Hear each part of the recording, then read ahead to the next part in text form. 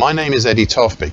I'm Head of Technical Analysis and Senior Markets Analyst at ADM Investor Services International Limited.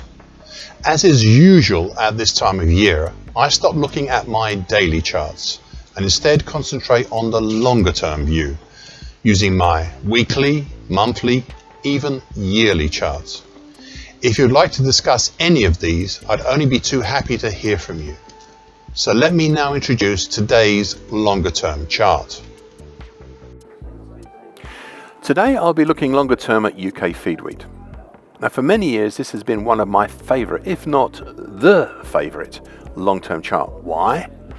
Well, I have no other chart that has a 1975 to date uptrend, and that's currently at 65.65, and that is still valid at the end of the first quarter of the 21st century. I just love that. I could also lather this long-term chart in long-term patterns, but I won't because it will obscure what is really going on.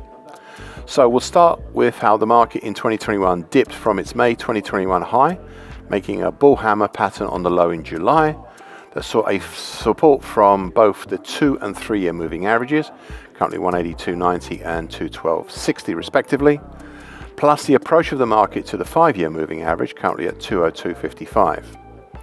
I suspect that all but the 5 year moving average eroded the decline, and what the 5 year moving average did was give a boost back up.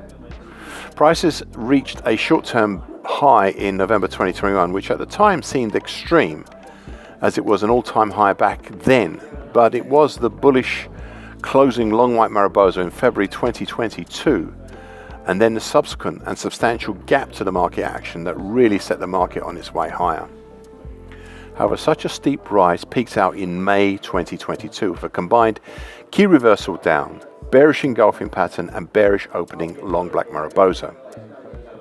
Those 3 months, February, March and May, are really interesting as they broke up through the top of what I suspected might have been the big core pattern here running this market, and which last year I considered retiring and do so again this year, as in truth I still haven't made up my mind about it. It is the huge dark blue highlighted 2007 to 2022 ascending expanding wedge pattern, which is currently 112.85 to 315.35.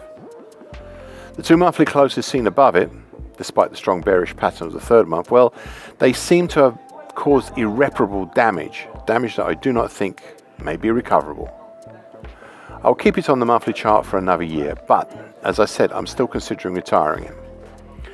Okay, so since May 2022, prices have fallen, if in a judgering fashion, interestingly peaking once more in October 2022, just under what was the broken upper trend line of the ascending expanding wedge pattern.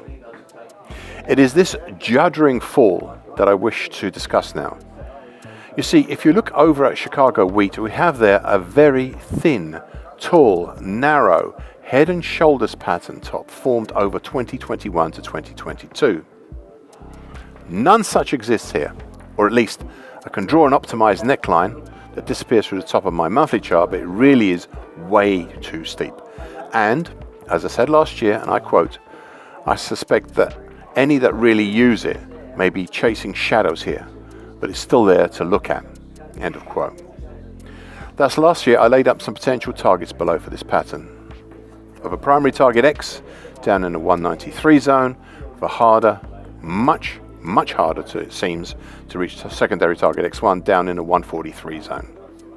As I said back then, and I quote, the primary target just may seem possible, but the secondary target, well, that is a ginormous task and one I only acknowledge because, well, that is what it shows. End of quote.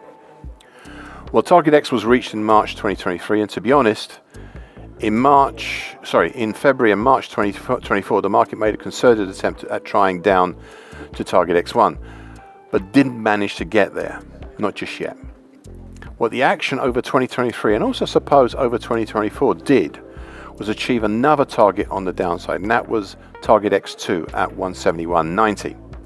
This was the primary target for the misaligned or even derived island top formed from the huge changeover gap back in early 2022 and the much smaller 242.60 to 244.25 gap seen at the end of 2022. The earlier bigger gap we can all see has been filled. The smaller gap, well, that's even now still open. Now the two gaps do not align, but even so, one could look at the action from March 2022 to November 2022 as I mentioned earlier, as a possible derivation of an island top.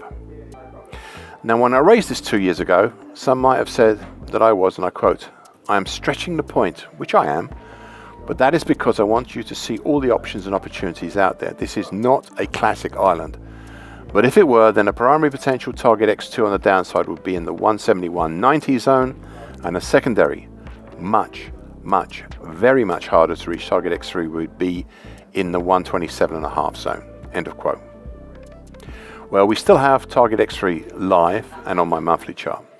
This brings me to my final point, and that is a review of the action since May 2023 to date, and also from the August 2020 to date. The newer action from May 2023 to date looks very much like a bearish cat's ears pattern, almost complete. For guidance, a cat's ears pattern is typically seen after a large fall, such as we had in late 2022 to early 2023. We then effectively have a small double top, but not where you would usually find such a top, which is at the top of the market, but at the base of the fall. The neckline for such a pattern is highlighted in purple on my monthly chart, and I'll discuss this neckline further shortly. Now, we haven't as yet really broken down through the neckline. I'm setting aside the single close below it in February last year, but if we did, then we would have a potential, not a target yet, but a potential, down to the 128.60 zone. Okay, so that is the first thing.